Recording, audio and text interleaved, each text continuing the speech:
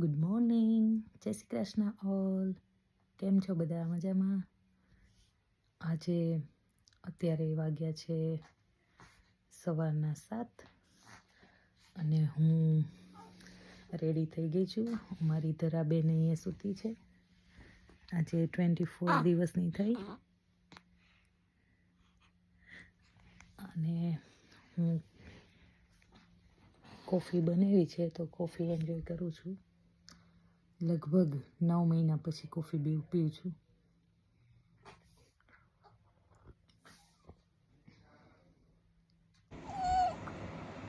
ધરા અહીંયા સૂતી છે, પપ્પા ધ્યાન રાખે છે. જય સ્વામિનારાયણ. અહીંયા એક હીટર ચાલુ છે અને અહીંયા છે બ્લેન્કેટ, હીટેડ બ્લેન્કેટ અહીંયા ચાલુ છે એટલે આખો બેડ ગરમ થાય. છોકરાઓ રમે છે.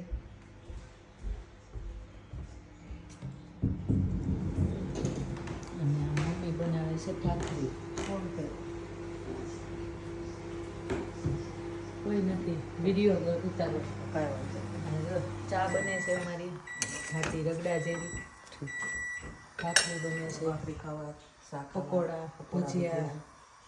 અહીંયા છે દૂધ મૂકીને આવું આવે 3 લીટરનું. ગાયનું દૂધ આવે છે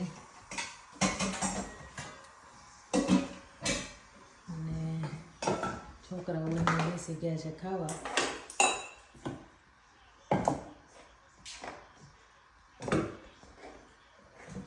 આઈપેડ જોતા જોતા ખાય છે.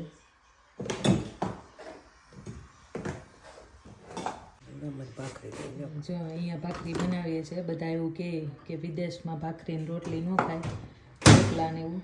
અમે અહીંયા બધું ખાઈએ. મમ્મીએ તાવડીમાં બનાવી છે ભાખરી. અમે ભાજી છે અને સાઈડમાં ઓળો છે, પાલકની ભાજી ને લસણ નાખીને મસ્ત મારકે મસાલા મારકે બનાવી છે. આ દહીં છે. આ તો 4.5 લીટરનું છે. એટલું દહીં બનાવે મમ્મી ઘરે. 3 દિવસ હાલે. 3 નહીં, 2 દિવસ. અને આમ જો આવું ટેફા જેવું બને દહીં. આવું એટલે બધાને મન થાય ખાવા. શ્રીખંડ જેવું દહીં છે.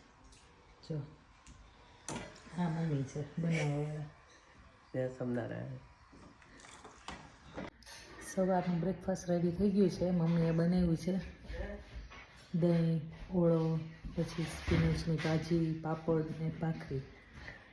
રોજ રોટલો બનાવે છે. આજે મેં ભાખરીની ડિમાન્ડ કરી હતી કેમ કે રોટલો તો ઓછો જ ભાવતો, પણ હવે પરાણે ખાવો પડતો એટલે.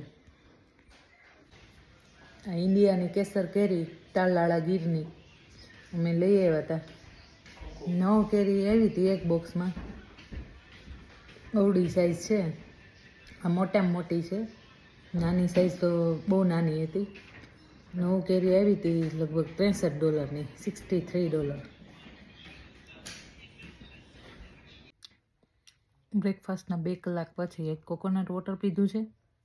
એટલે ફ્રેશ કોકોનટ આવે ને, અને એમાંથી જે મલાઈ નીકળી છે એ હું અત્યારે ખાઉં છું.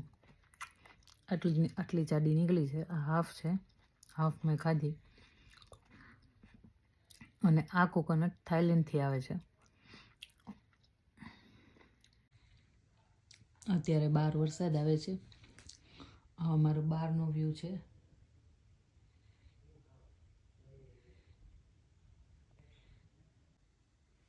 અત્યારે વરસાદ ચાલુ થઈ ગયો છે. તડકામાં પણ વરસાદ આવી રહ્યો છે.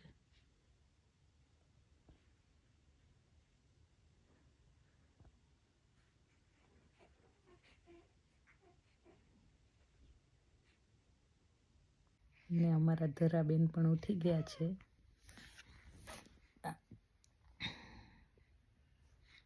એ ધરા ક્યાં જોવે છે બચ્ચો? ક્યાં જોવે છે? એવું થાય છે.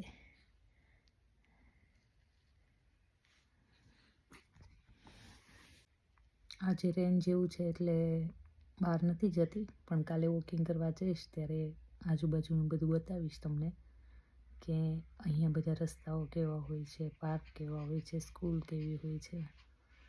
તો ચલો મળીએ કાલના વ્લોગમાં.